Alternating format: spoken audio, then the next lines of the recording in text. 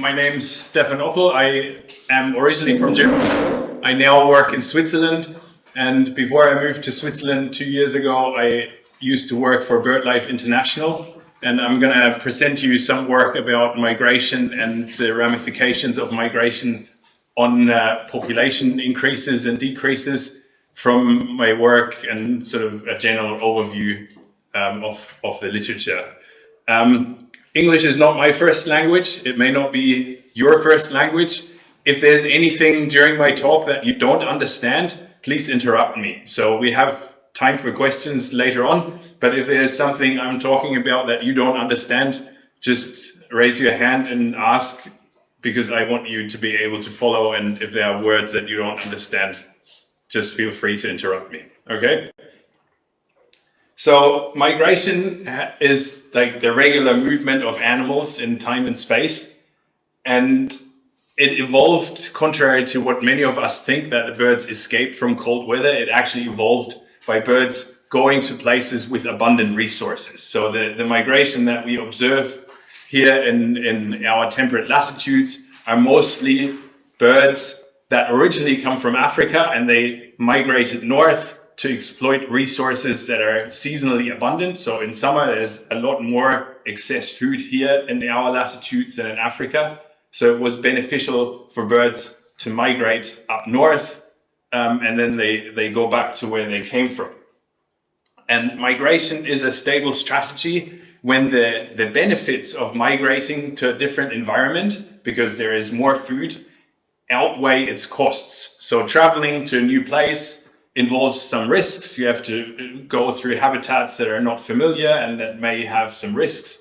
But if at the end of the day, you're able to leave more offspring behind because you undertake these risks, then migration becomes an evolutionary stable strategy. And nowadays we see many, many species that are full migrants, and they travel between two worlds.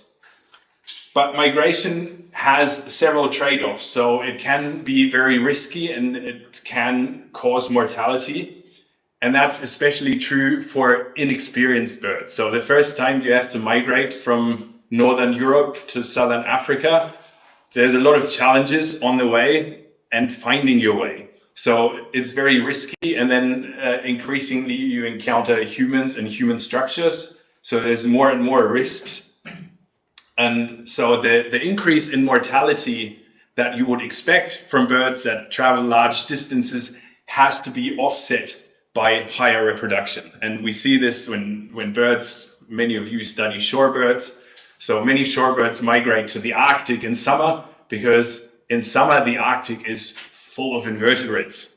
So there's loads and loads of food. So it's worth going far north because you can raise more young and then you come back. So survival generally increases with age for most bird species. These are just two examples from species I work with, the red kite on the left and the Egyptian vulture on the right.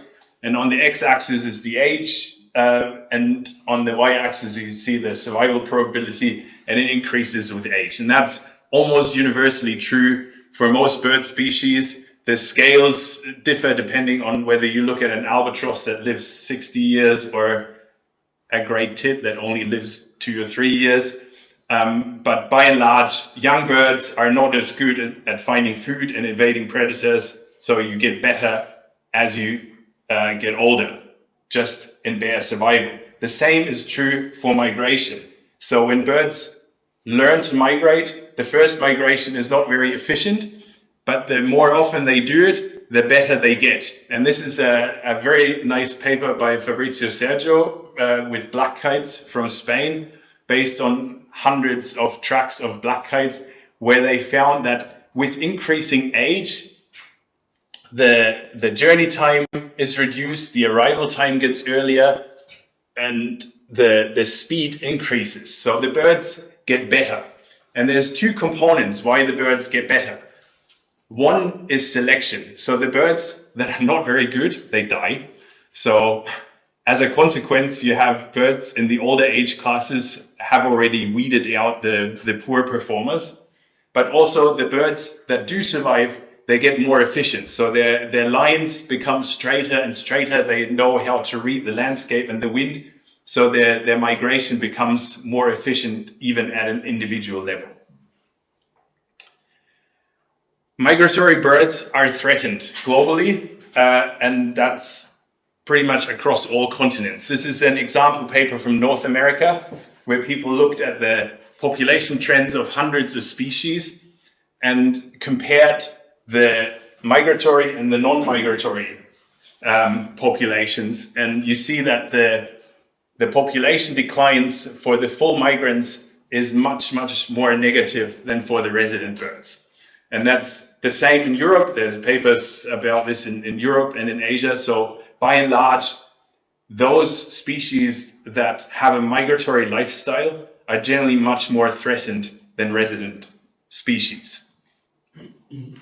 And at the same time, we know very little about migrants. So this is from a review by Juliet Vickery, where she looked at the evidence that is available for migratory species and how environmental factors affect their populations during the breeding season on the left and during the non-breeding season on the right.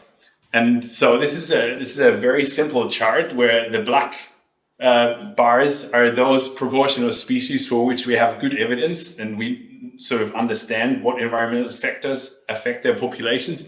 And what you can barely see here, this light gray or white, that's the proportion of species for which you know nothing.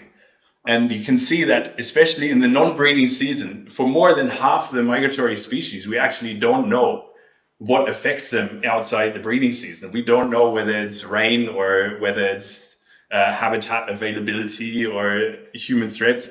In many cases, we don't even know where they go. And so that isn't very good when you try and protect these species or even understand why they're declining in the first place. Another problem for migratory species is also that they're not covered by protected areas. So one of the core measures that we take when we try and protect species is we create protected areas. But if you have a migratory species that migrates across continents, it's very difficult to establish protected areas that cover their entire movements. So this is from a paper from 10 years ago. And again, there's a comparison between non-migrants and full migrants. And this is the proportion of the range that is covered by protected species. And you see that for birds that are not migrants, it's generally higher. 20% is still not very high, but it's better than for the full migrants. And this is the percentage of the range that is actually covered by efficient protected areas. And you can see that for the resident non-migrant species, it's almost 50% because it's much easier to protect a small range. But for migratory species, it's less than 10%, meaning that those birds need to pass through vast stretches of the landscape that we as humans affect and where they are threatened. And so migratory birds are immensely threatened by humans. This is a collation of tracking data that was led by Juan Zaragoza from BirdLife International, where he collated tracking data from 45 species and plotted them on a map to see where mortality occurs and why mortality occurs. So these are mostly large species like storks and raptors that have been tracked with satellite transmitters. And on this map, you can see all the mortality events. And the red ones are those that were caused by people. The yellow ones are those that were of natural causes. And then the blue ones are those that we don't know. And don't be misled by the density of the points, because that is mostly due to sampling effort, like who put trackers on birds.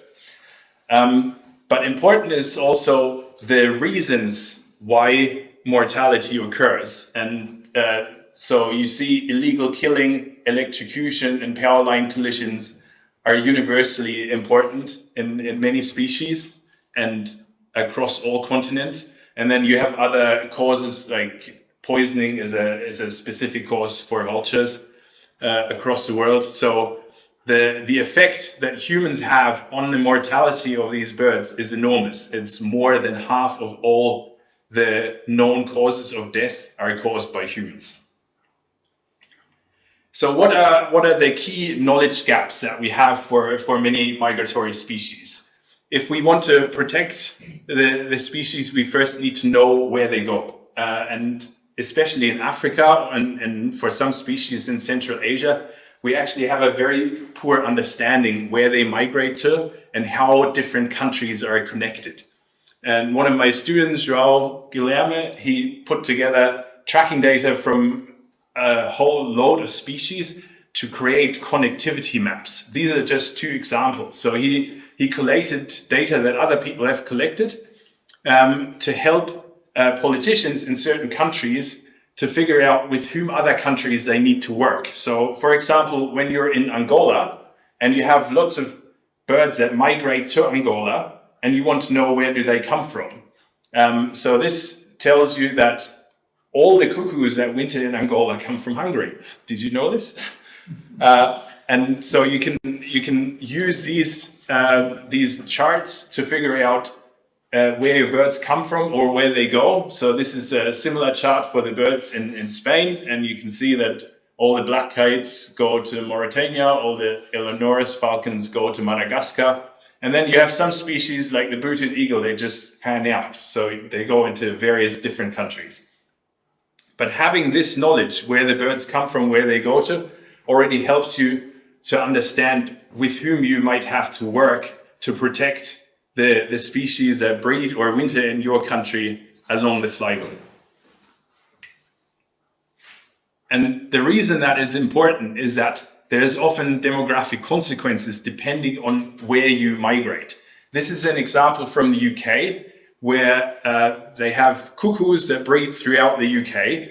And on the left-hand graph, you see the breeding bird atlas and the population trends of different cuckoo populations in the UK.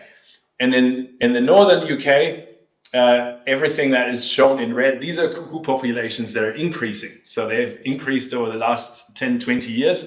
Whereas in the southern UK, the blue colors, those are all decreasing populations.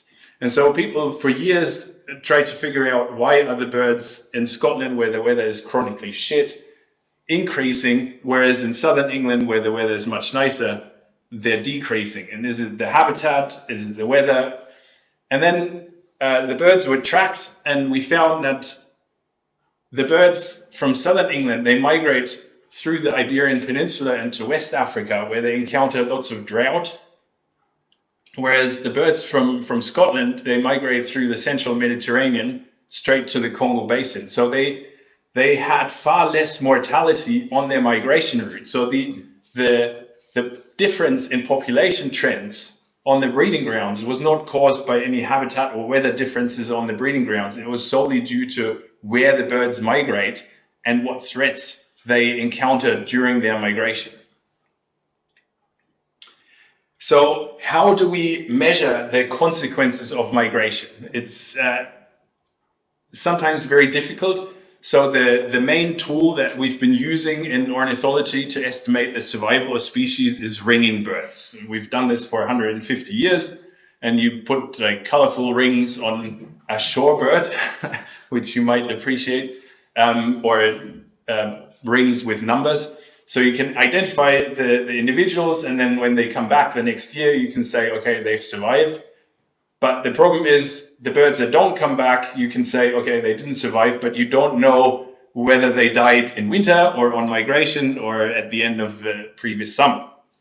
So that's a limitation. What you can do is you can compare different populations. It's not available for all species, but this is an example, again, with Egyptian vultures and red kites, where somebody compared resident populations on islands, so Menorca, Mallorca, and the Canary Islands, where we have resident populations of these species, and compared them with the survival probability of migratory species in Spain for the Egyptian vulture and in Switzerland for the red kite. And by and large, they found that the migratory populations have a lower annual survival probability.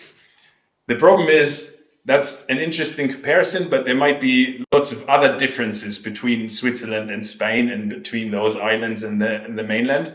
So whether this is solely due to migration or other differences is very difficult to infer from that approach. Another more intensive approach is that you catch the birds multiple times per year, which is not very easy, but if you have something like alpine swift that nests in a box or in a church tower, and you just go there and open the flap and take them out, and you can catch them in the beginning of the breeding season, at the end of the breeding season, then you can actually estimate survival for 2 different seasons of the year. And this is what Rob Robinson did, and the light gray dots are for the breeding season, so during the summer, and the dark gray is outside the breeding season, so when the birds migrate and spend the winter. And you can see that the survival is generally higher during the summer than outside the breeding season.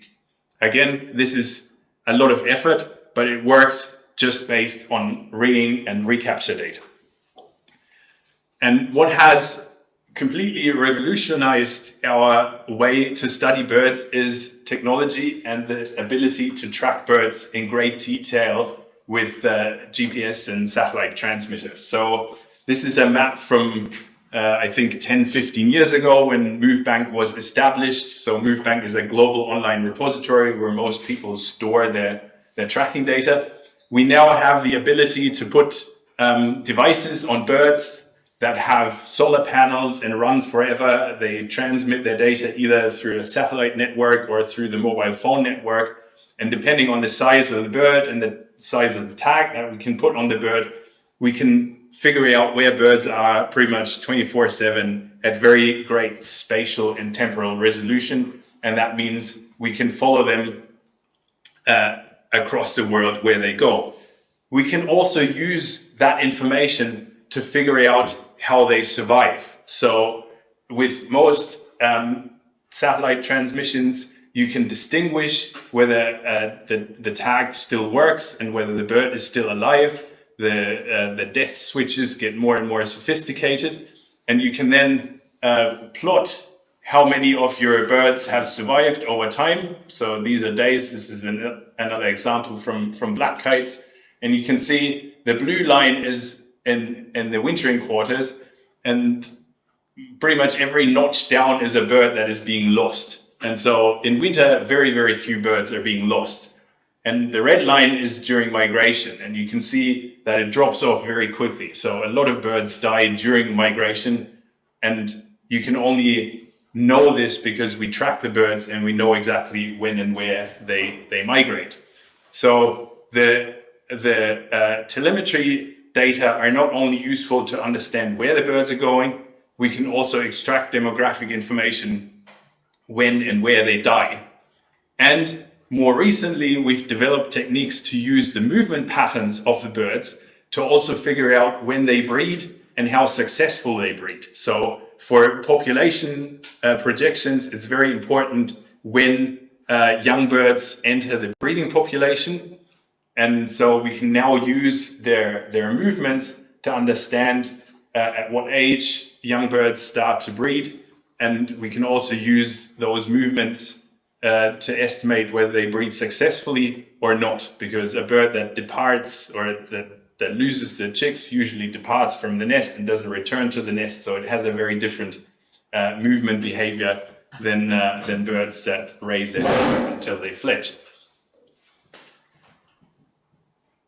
And when we try to understand the demographic consequences of migration, we first need to define what migration actually is and when birds migrate. And conceptually, you think that's very easy. We put a tracker on a bird and then we see them move from here to there. And obviously here it's not migrating, and then everything in between is migration. And then it's again in the non-breeding grounds. Conceptually, it's very simple, but when you look at lots and lots of telemetry data, you find that migration is a continuous concept. And birds move from not at all to long distances and anything in between. It's sometimes very, very difficult to define when migration starts and ends, because some birds move all the time. This is an example of an Egyptian vulture. Is a young bird that was tagged in Bulgaria, flew to Africa, and then in the following year, it flew from Africa around Turkey, around the Balkans, around the Black Sea, Ukraine, Iraq. It didn't stop from May until September. So the bird was essentially continuously migrating. And that sort of defies our concept of the birds migrate from north to south and then they stop. Some birds migrate all the time, especially when they're young and they're exploring new areas where they may want to breed. The movements can be very, very complex, and it's sometimes very difficult to classify what actually constitutes migration and what doesn't. So people have, of course, developed all sorts of fancy models to quantify migration based on the telemetry data. One prominent concept is that of net square displacement. So you measure the square of the distance to your point of origin, and then you can fit graphs and you can classify animals that have typical seasonal migration to something that is nomadic and just vagabonds around to dispersal and so forth. And this is all very interesting, but the problem with many young birds is that this works if you have a point of origin, if you can link it to the nest where the bird's coming from. But in the second or third year of a raptor that only starts breeding when it's 5 years old, you have no point of origin anymore. So this concept becomes very difficult because in the second year, do you still relate it to its nest? Where do you measure the distance to? So these concepts are very difficult, and we've developed an algorithm where we combined all sorts of different metrics. The straightness with which the animal moves, the area that it covers, the distance to its origin, and a few others in one machine learning algorithm to predict whether an animal migrated or not for different timescales. So this model works for weekly, monthly, seasonal timescales. And we get a probability of the animal having migrated. So it's not a yes or no. It's a continuous metric from 0 to 1. And we can then use that continuous metric to relate it to the survival of the animal or to its productivity. So we can figure out whether migration has an effect on survival or on productivity using not an imperfect dichotomous classification, but a probability that is on a continuous scale, which also captures the many cases where a bird migrates only halfway or doesn't stop migrating at all. And all these things that are very difficult to conceptualize in a dichotomous fashion.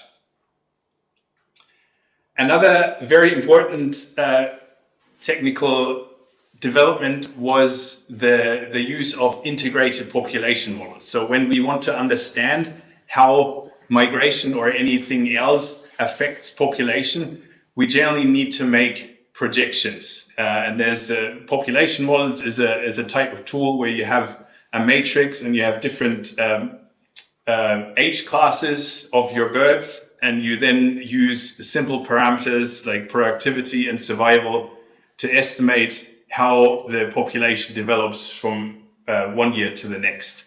And the concept of integrated population models is to use information on productivity, so what you usually get from nest monitoring, to survival models, so what you get from mark recapture and ringing data, to count data about population abundance, all in one framework, in one model, to estimate the population growth rate, accounting for all the uncertainty in the different data sets.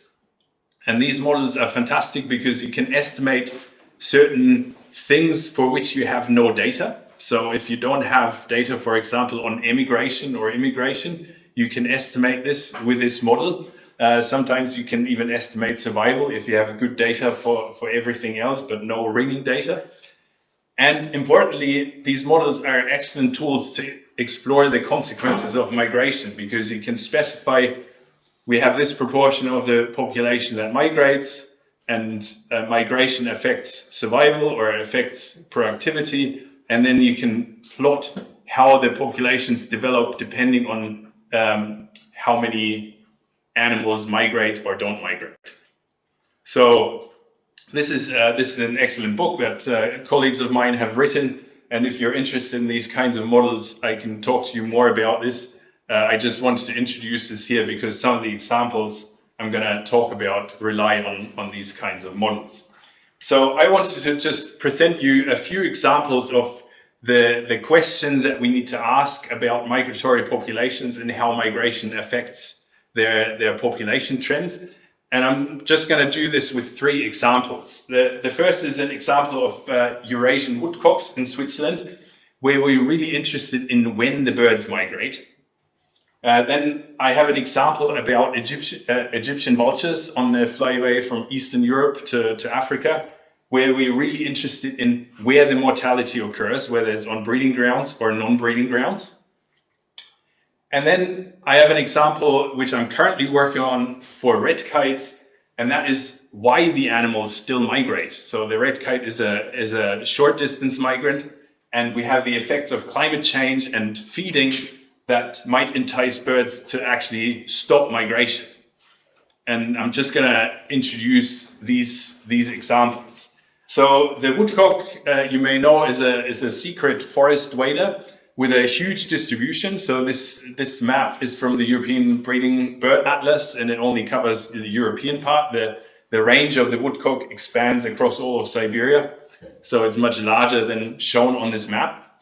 And the woodcock is a peculiar species that people shoot for sport in Switzerland. So in Switzerland, the species is still hunted, but it's not subsistence hunting, so nobody depends on their survival on shooting woodcocks. This is just adult entertainment. And the breeding population in Switzerland is not particularly big. It's like 1,000 to 4,000 pairs, but every year hunters shoot about 2,000 birds. So immediately you can see that this isn't a very sustainable practice if the hunters were shooting the local breeding birds, because within 2 or 3 years, they'd all be gone. So clearly, there is an effect of the migration happening into Switzerland, and most of the birds being shot are actually migrants. So the hunters were very interested in understanding when the local breeding birds, the birds that breed in Switzerland, depart on migration and fly to wintering grounds, so that they can be sure that the birds they shoot are only birds from the rest of Europe, but not the local breeding birds. So they wanted to know from us when they migrate. So we started a study where we captured woodcocks with mist nets and hand nets in the forest, and we put various tags on them, VHF tags and satellite transmitters, and we ringed lots of birds. So overall we had 472 birds. And then we used a simple multi-event model where we used the information that we got from the VHF tags and the rings to figure out whether the birds were inside the study area, alive or dead, and whether they were outside the study area.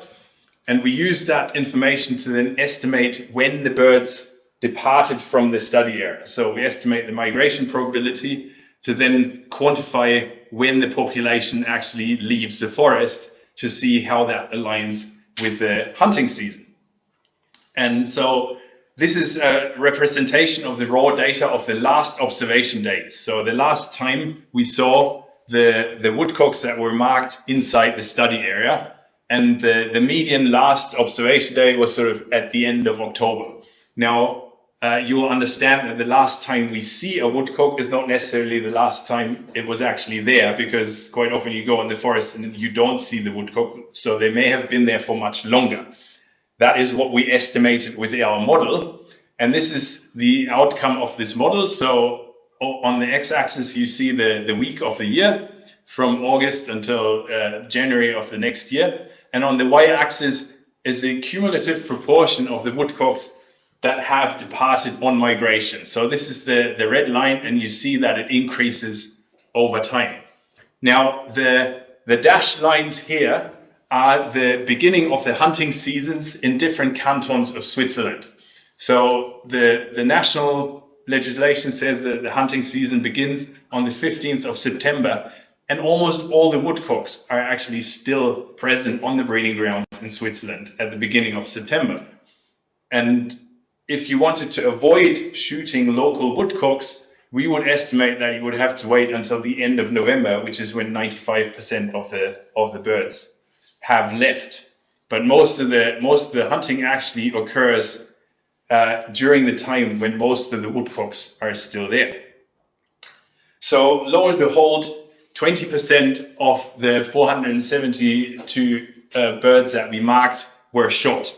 That's a minimum number, because those are only the birds that were shot where the hunters actually told us that they shot the birds.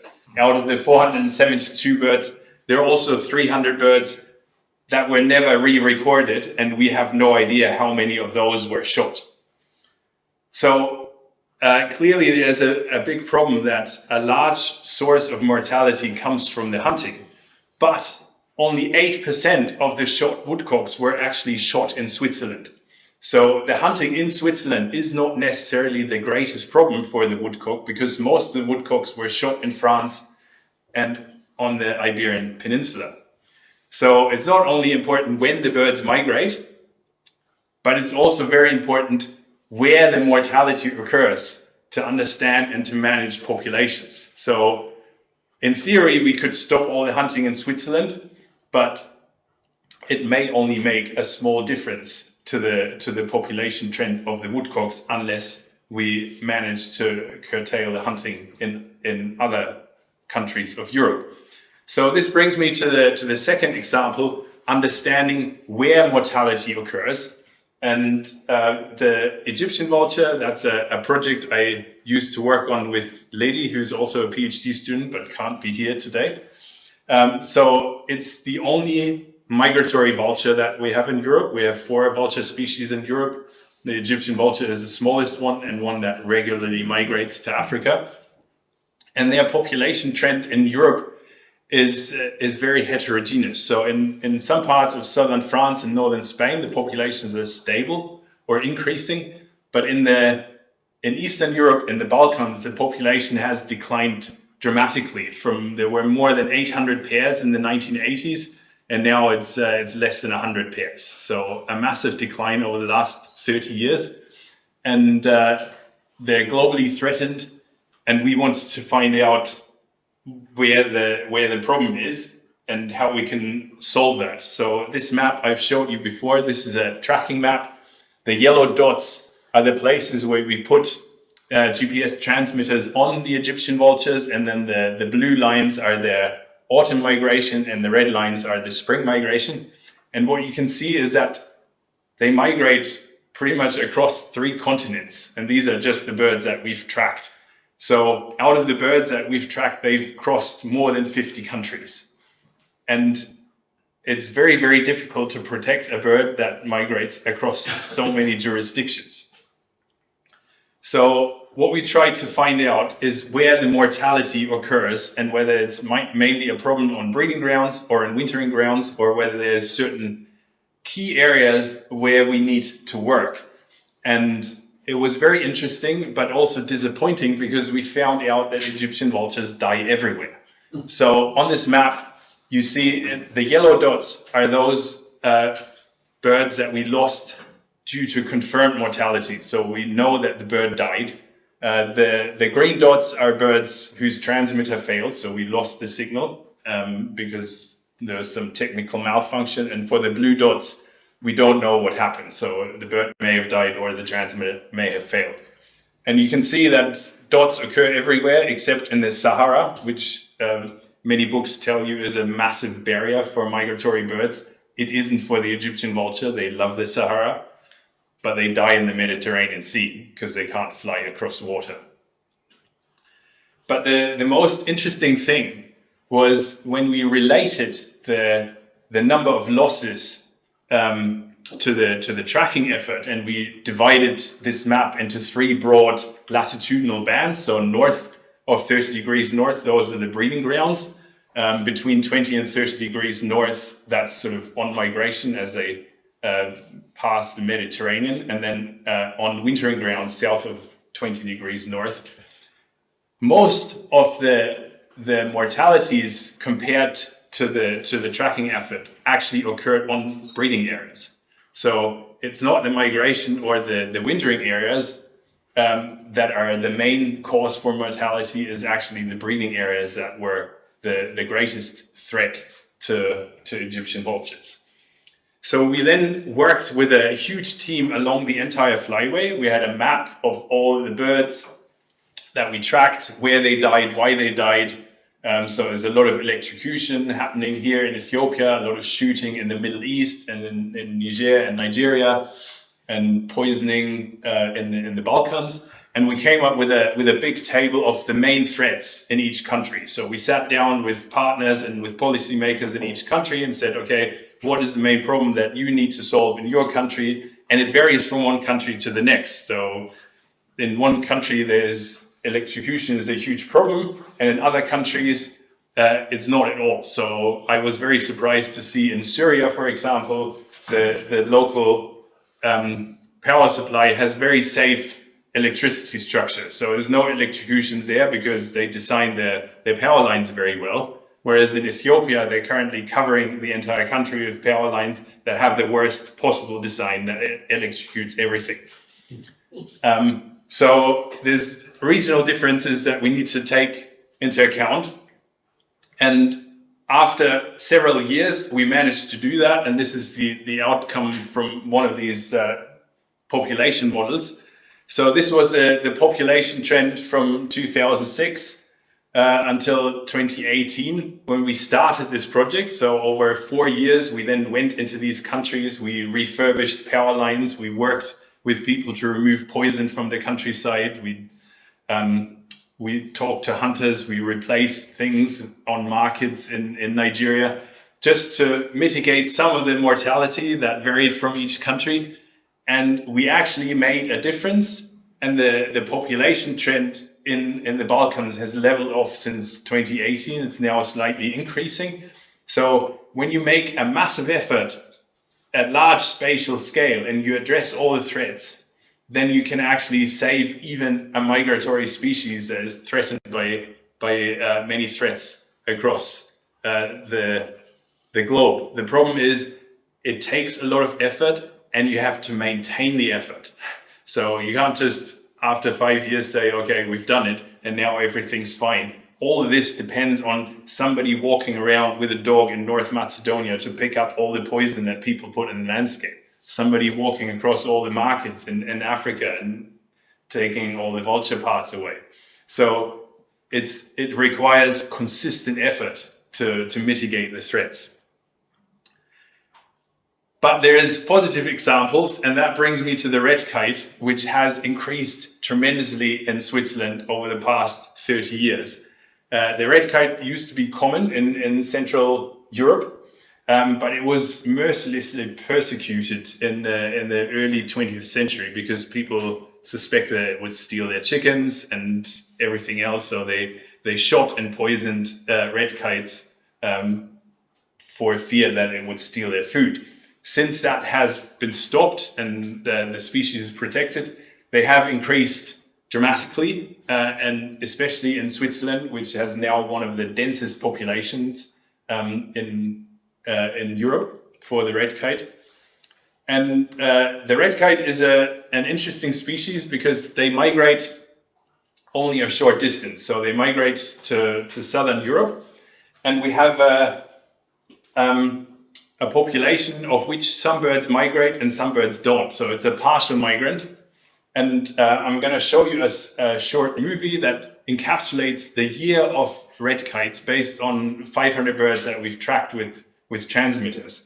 And you'll see that at any given time, you have birds almost anywhere moving into any direction. So this is July. Most of the birds are in Switzerland on breeding grounds, and then from August, they start moving. In September, there's suddenly a big wave of birds that migrate into Spain, and then they stay there. but you have birds moving as late as November, December, and then even in January, you still have some birds moving south and others already start moving north. And the main wave comes back in March. So birds migrate back to breeding grounds, some stay in Spain. So there's a lot of movement at different temporal and spatial scales. Oops, back. So, and the probability to migrate in red kites decreases with age. So on this graph, you see the age on the x-axis, and this is the annual migration probability. You have hard winters and mild winters, and then there's birds that are being fed and not fed. But by and large, you see that the young birds all migrate, and the older the birds get, the less likely they are to migrate. And once they've spent a winter in Switzerland, they usually don't go back to migration. They figured, okay, I can survive here in Switzerland, no need to migrate anymore. So we want to understand what the consequences of that is. How does it affect the population that some birds don't migrate? So we have both migration and the fact that many people feed red kites in Switzerland can affect both the productivity and the survival. And so we have a population model that tracks what the birds do in summer and winter, and then birds can either become a migrant or a resident, and they can transition from one state to another. The whole thing changes with age. So it's a very complicated model with which we try to understand how the population develops. And we can then estimate demographic rates specifically over age and for migrants and residents. So this is the productivity. And you see that for migrants, the productivity is generally lower. It increases with age. So with age, birds get better in survival and productivity. But residents seem to have universally higher productivity, mostly because they're already there. They don't need to come back and fight for a territory. They have their territory where they're year round, and so they're generally better at survival, at productivity, and then there's also a slight improvement in survival. So we can put all this together in a population model, and then understand how the population in Switzerland has increased. So this is the purple line is the increase of the red kite population. These are all the birds. And you can see that this increase is mostly matched by the increase of resident birds. So the number of migrants hasn't increased very much. It's mostly birds that are resident. So more and more of the population becomes resident, and that leads to the increase of the population. And we can then use this model to simulate what would have happened in the past if people hadn't fed birds, or if the winters would have been harsher, because over the last 10 years, we hardly have any snow in winter. We don't have frost days anymore because the climate is changing. And so when we simulate this is what has actually happened. And if the winters would have been harder, then the population wouldn't have increased quite that much.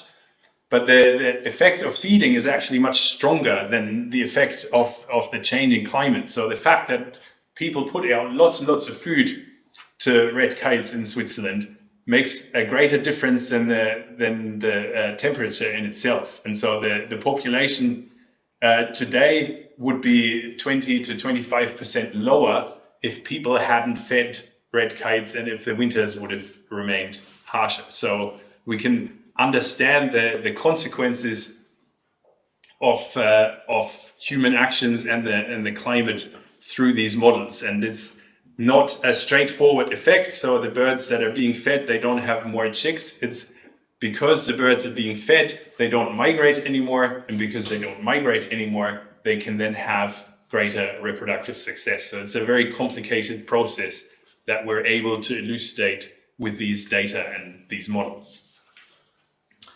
So I hope I've shown you that migration is a very dynamic pattern. And although it originally evolved as a delicate trade-off between you have a benefit of moving somewhere and certain costs of the way, that cost can now become overwhelming. So that trade-off can come out of balance due to climate change and threats that we introduce. So rapid changes in the climate and human threats like electrocution that suddenly pop up where it was previously safe. So previously birds would migrate to Africa and they would roost in the desert and it was perfectly fine. There was no risk. Now we put these nice power pylons there and the birds sit on top and they sit on a metal bar and touch the live wires and they get electrocuted. And these structures didn't exist until 10 years ago and now they're everywhere. So all of a sudden the cost of migration has changed dramatically. And so some species are more able to adapt to these rapid changes than others. And it's usually the partial migrants, so those that have migratory and non-migratory birds in their population already that can adapt and change very rapidly. So the white stork is a very prominent example. This is a study from Portugal that shows that the proportion, the number of birds that winter in Portugal and the proportion of the whole population that doesn't migrate anymore has increased massively over the last 15 to 20 years. So and even from Central Europe, many of the white storks now no longer migrate to Africa. They all sit in landfills in Spain and Portugal.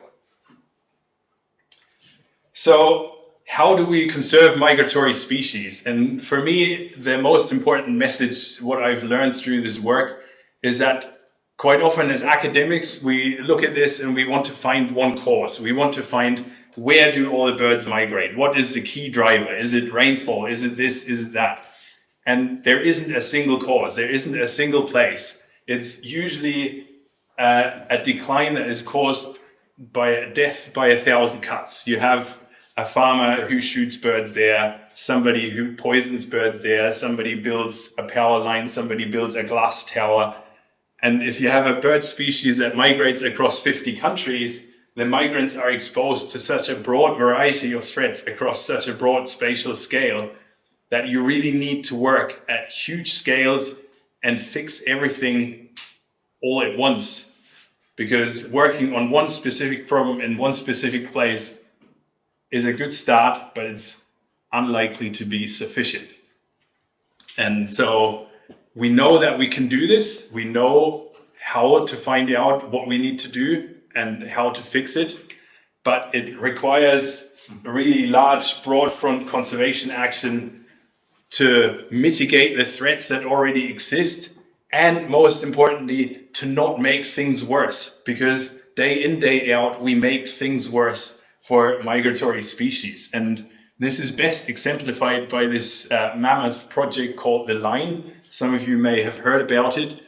So this is a project in northwestern Saudi Arabia where somebody has proposed to build a skyscraper that is 180 kilometers long, 500 meters tall, and made of a mirror glass so you can't see it. And it's built perpendicular to one of the most important bird flyways where millions of birds migrate through, who will not be able to see this wall once it's built because it's designed to not be seen.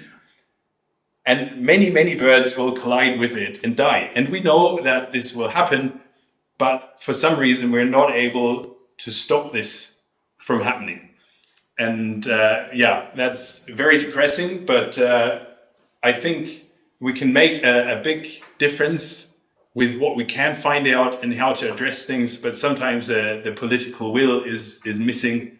And yeah, we just need to hold our policymakers to account and say, guys, do we really need to do this? Can we not do it better? Because we know how to do it better in many cases. So all of this work has been facilitated by working in a huge network of people through BirdLife, through the Swiss Ornithological network. So I have to thank thousands of partners in different countries, and it was a pleasure to work with all of them. And we wouldn't have been able to make a difference unless we had worked with local people from everywhere, because it's usually local people who know how things work in their country, They can figure out the threats. They can figure out whom they need to talk to make a change on the ground. And so when we want to protect migratory species, we have to work with people from all these places in a big network, in a big team, and then we can make things happen. If we as Europeans go somewhere and say, we know and you need to do this, it's never going to work. We have to work as a team and appreciate everybody's input along the flyway. So thank you very much. And if you have questions.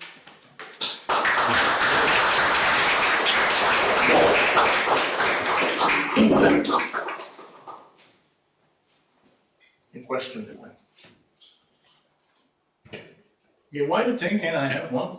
So with the vultures, you showed us that you managed to identify like the main threats in each region. Like for the Balkans, it was poisoning, I think. Mm-hmm. So is there any difference between the migratory seasons? So is poisoning the main threat in both of the seasons, or is there any difference in that?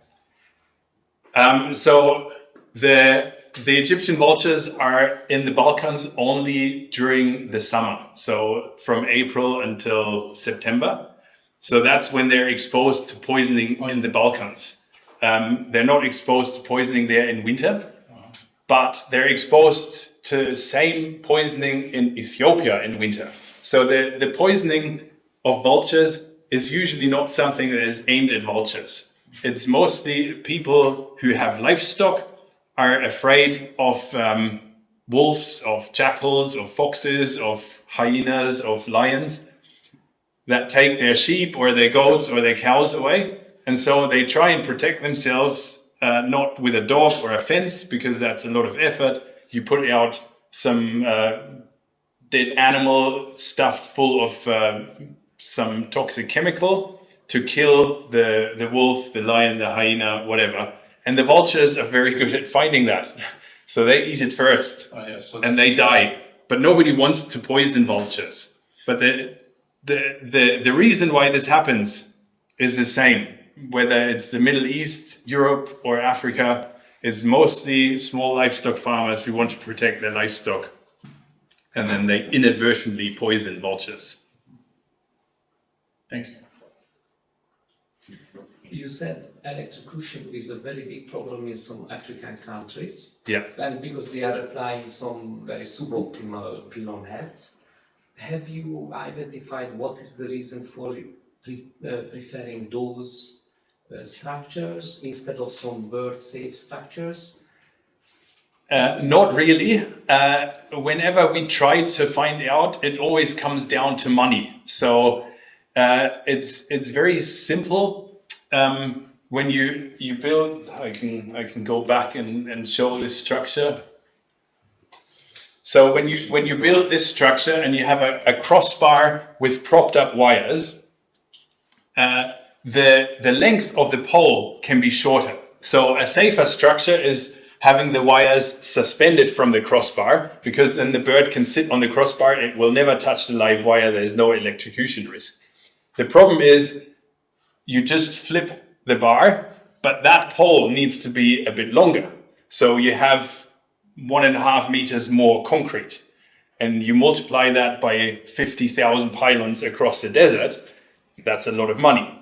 So that's usually one of the reasons that we get. Another reason is maintenance. So these are allegedly easier to maintain because you can just take them off and lie them on the crossbar. I don't know.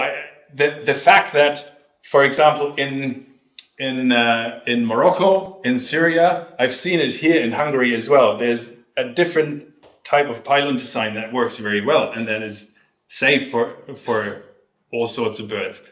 It exists in some countries, so it's definitely possible. Why it is not possible in some countries, it comes down to who gets what contract and who has what avenue to which decision maker to actually sign off how these things are being built. And this is very intransparent. So it's very difficult to understand. We've had discussions with the World Bank about financing these initiatives, especially in Africa, to ask them, okay, can you not have your standards higher? So if you give Ethiopia the money to electrify the country, can you not say, okay, but the standards need to be this?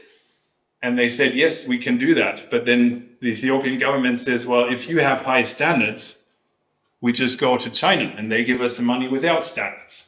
So then the World Bank has high standards, but what we see on the ground is... That would have been my second question. So if you identify the money shortage as a problem, how can...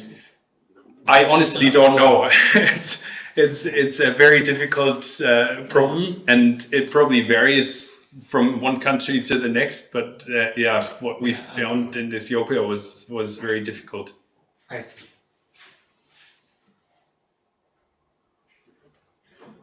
Go ahead. Okay, thank you for the nice presentation. I would like to raise two concerns, two issues. The first one is you have presented us that there are bird species that migrate across different nations. So what would be the environmental impact following these migratory birds in different nations? This is one. Maybe the second. Sorry, the environmental impact of the birds migrating on their environment. Yes. There are many different potential impacts. So the best example for it is probably snow geese in North America. So snow geese in North America have become very abundant. They used to be hunted quite a lot, but now that the weather and the intensity of the farming in the United States, in the lower 48, where they spend the winter, has become much milder, the snow goose populations have increased massively. So basically they're being fed in winter. They don't die anymore because it's not cold enough, and there's enough stubble on the cornfields that they all have enough food and they all survive, and they migrate back to the Arctic. That has now become so severe that they destroy the vegetation in the Arctic because the snow goose population is too big to be sustained by the Arctic vegetation. So there can be huge consequences when a population gets affected in one country or at one end of the flyway on the other. It can be positive or negative. So the problem with vultures, for example, is if they die of electrocution somewhere, then they're not there in another country to clean up the countryside. And for example, in India, we have the problem that most of the vultures were poisoned. They were not migratory vultures by a veterinary drug. So the Indian vulture population has completely collapsed in the last 30 years. And now we have tens of thousands of people who die every year from rabies because there's a massive abundance of feral dogs that now clean up all the carcasses that lie in the countryside that vultures used to clean up perfectly well. And now they're being cleaned up by dogs that spread diseases. So there's lots of potential consequences that we can suffer when migratory populations are affected in one part and then no longer occur in another part of the flyway. So And the second question? Yeah, the second question is, do agreements or organizations exist to protect the migratory bird? Yes, there is the Convention for Migratory Species. There's a UN instrument to protect migratory species. There's one for raptors specifically. And these are political conventions where the countries that sign up to these conventions basically commit to protecting these species that fall under these conventions. And these are nice political gestures. And sometimes you can hold governments to account, saying you've signed up to this, and that means you should protect some of these species. But in reality, it doesn't translate to sufficient money being made available to finance conservation measures. And in my experience, it never trumps other initiatives. So if somebody wants to build a massive skyscraper, you can't say, but you signed up to this CMS and therefore you shouldn't be doing this. Then they rather say, okay, so we signed up to this, so we we fence off a small area and then we've delivered under the CMS, but we're still going to build this skyscraper. And then some countries don't sign up to these conventions, and then you have no leverage whatsoever. So there are international agreements, and they're good, and they achieve something, but they're not enough. Okay, thank you very much. Our time is up. We are continuing the discussion in the canteen during lunch. So thank you very much. Thank you very much.